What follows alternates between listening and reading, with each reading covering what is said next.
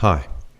If you're a small business with half an employee or a full-time employee dedicated to cybersecurity, with or without cybersecurity leadership, it is tough to see what needs to be protected in your organization. And even worse is what you need to establish a cybersecurity program. Well, I want to talk about 6 points here today as a guiding principle.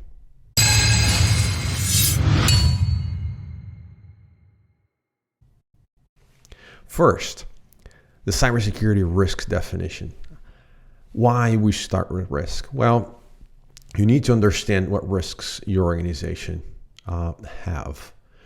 And then with that, you understand what vulnerabilities are in there that could be compromised, and so the risk realized. And then you establish a cybersecurity program right on top of it to make sure that the right assets are protected.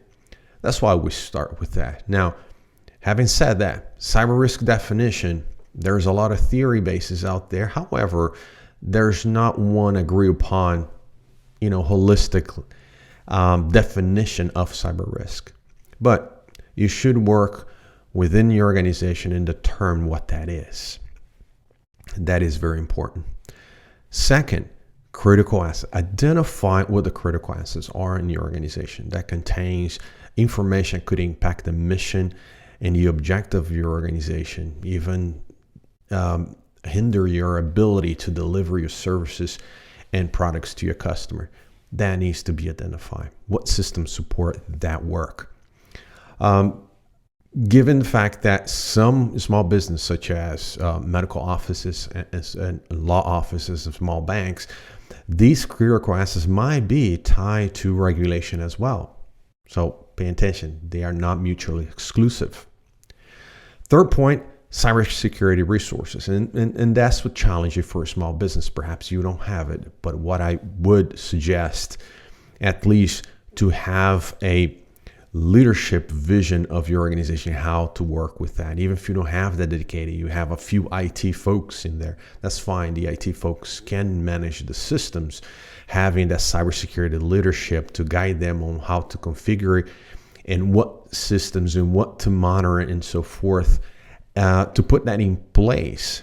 That would be a great work with you. There are several services out there. You can hire consulting companies, virtual CISOs, provide leadership for your organization, working with your staff, establishing the right policy, standards, and procedures to be in place, what that security stack going to look like, how you're going to protect in defense in depth of your organization.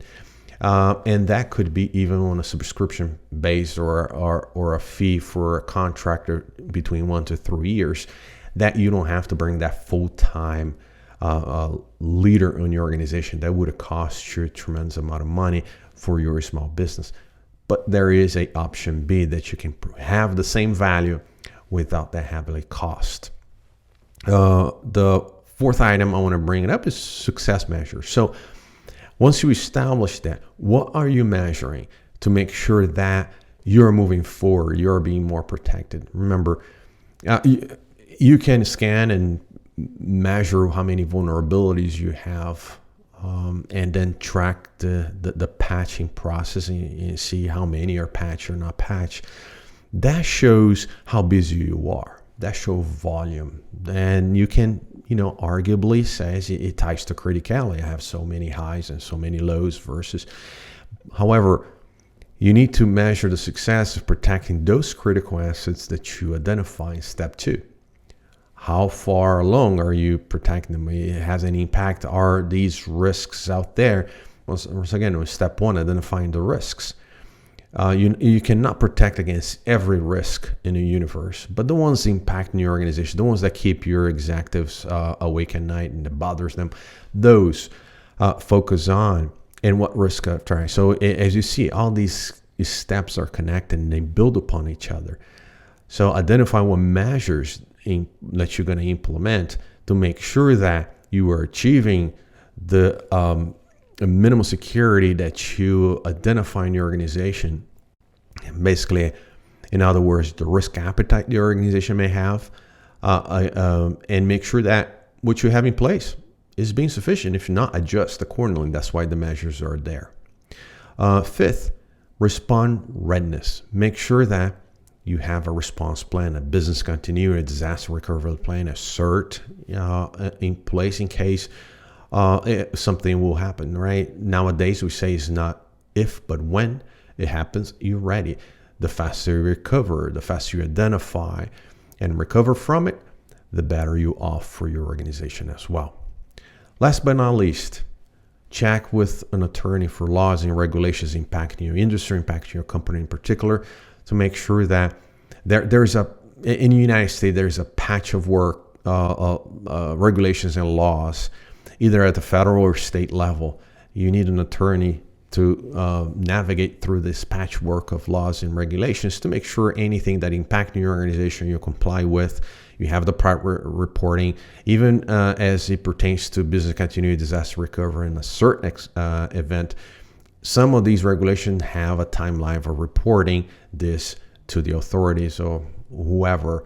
So we need to make sure that the attorneys go through and guide you in the right direction. So summary, these are the 6 steps. There are, of course, and obviously, there are more to set up a cybersecurity program in your organization, but those are the 6 steps that you should have right off the bat to protect your small business.